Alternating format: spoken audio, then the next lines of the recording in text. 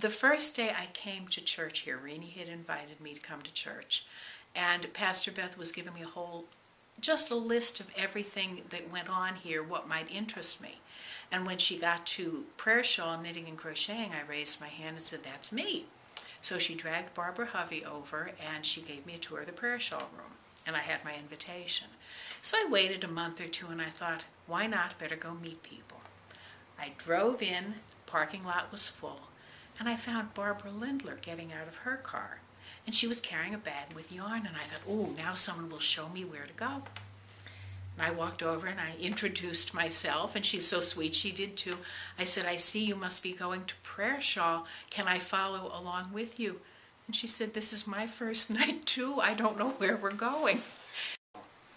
Now, when you know Barb as well as I do, Barb Lindler, she is a perfectionist.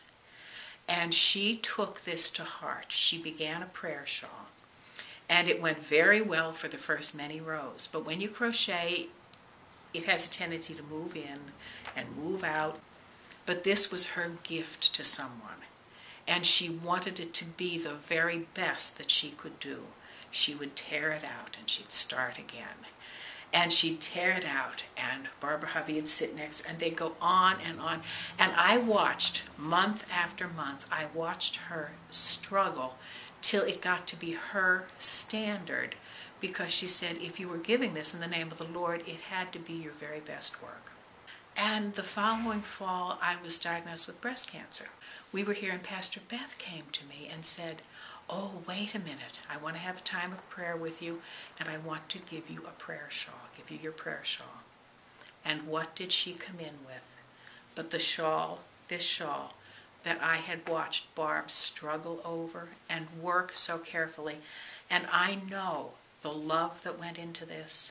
I know the standard that went into this, because she cared. She had no idea who was going to get this, but she cared so much that the person who would receive it would have something nicely done. And it just, knowing the love that went with it, made it so special to me. As a result of that, I am much more careful of what I do to make sure it's a good standard and pretty and put together. And I think now, as I work on it, about the person who's going to receive it, because I know what it's like on both ends. And I want my gift to be from the heart, the way hers was. And I want it to be a gift of love in honor to the Lord.